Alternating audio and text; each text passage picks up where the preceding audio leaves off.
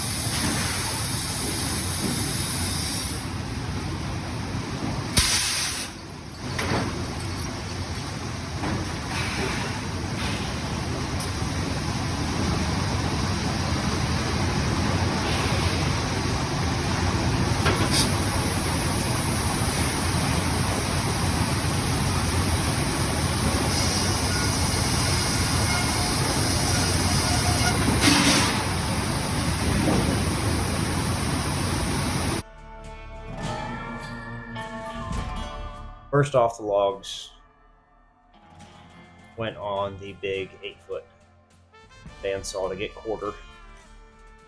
And then they have two separate, I believe he said those were 6-foot saws. And that's talking about the size of the wheel at the top and the bottom that the band runs on. Anyway, the 8-foot saw quarters the log, and then it feeds it on down the line into the 6-foot saws, which then will slab it out. And what that you'll see in some of the video, what that does is they'll cut it, the piece they cut off drops, and then it just keeps going around the conveyor, and it'll come back in line. In that process, though, it will get flipped so that you're taking it off the edge that was on the bottom. So essentially you're just cutting quarters all the way out up until you get to that. You'll have a little triangle shaped piece left over typically, and that falls off. He did explain that they use 100% of the material that they get in. Sawdust, offcuts, that kind of stuff goes to heat the facility. They've got the main facility that we toured, and then they've also got the kilns up the road, and so we got to see that process. I didn't really videotape any of the grading and sorting process because there was several people in there trying to work, and best to stay out of the way. Let them do their job, not get in the way of that. But we went and walked through the warehouse where they've got a lot of their lumber stored. That was impressive. I mean, it was stacked 20 feet up in the air, and it just all the way through the building. But it was a real cool experience. We've bought lumber out there at the place where I work during the day for as long as I can remember, and it was just neat to get to go out and see the process.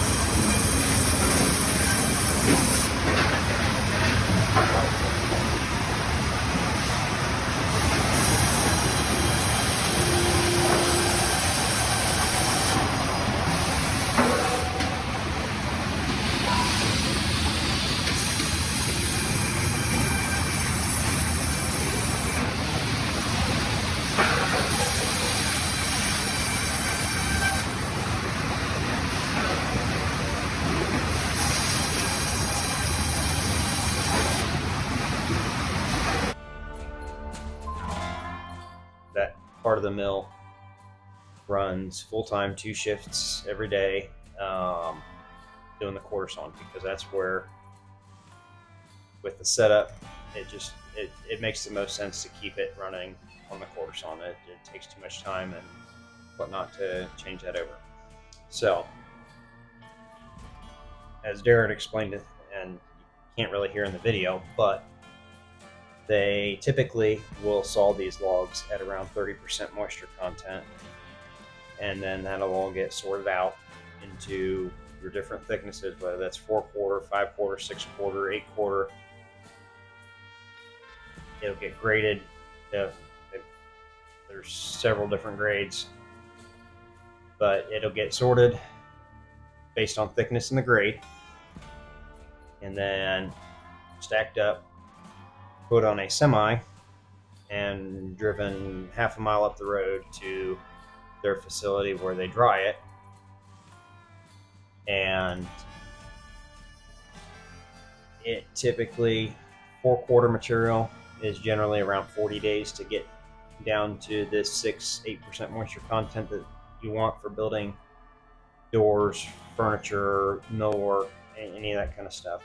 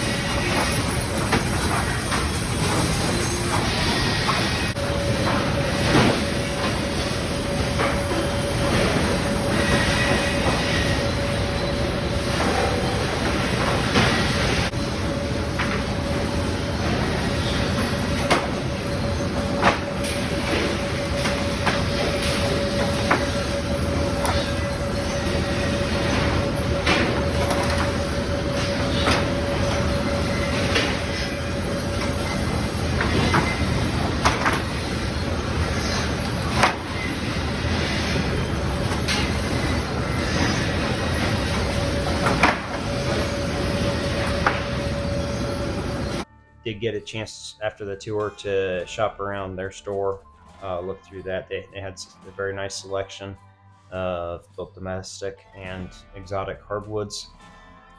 Ended up getting some olive wood, and we're going to turn those into some things, and I'm sure I'll videotape that as well at some point.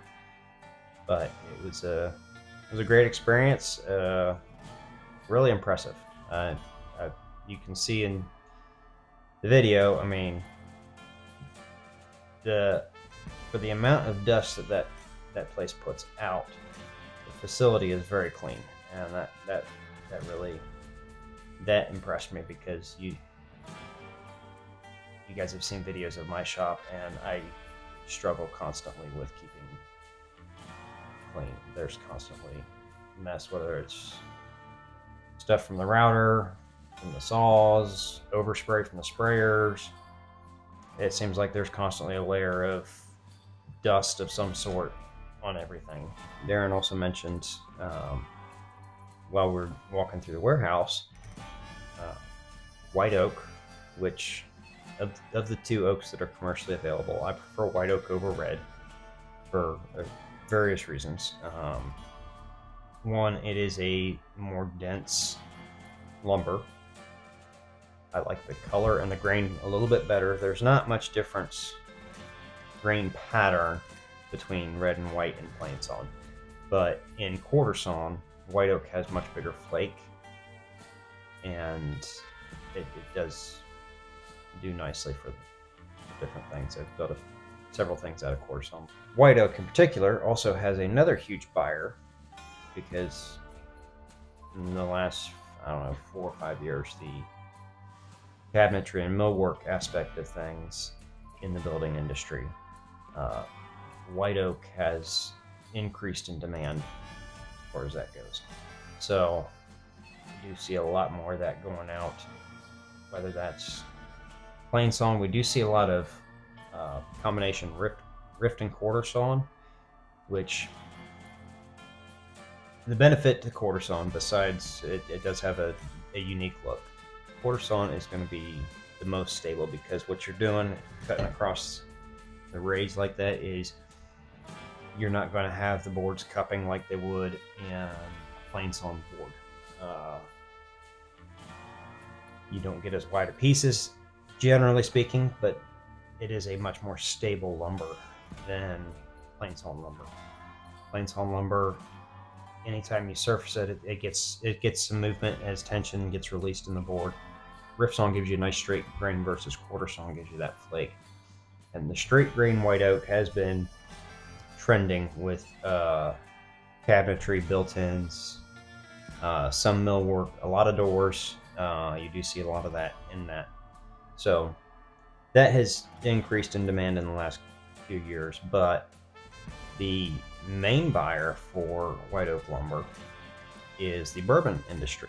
They use white oak for the bourbon barrels, so they get top pick of everything, and they'll buy anything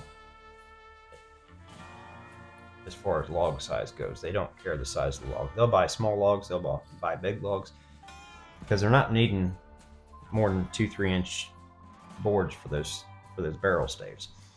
So I know since I started working at the store 8-9 years ago, something like that, the price of white oak has about doubled, and a good portion of that was the initial COVID nonsense freak out, the supply chain issues, pricing of everything going up.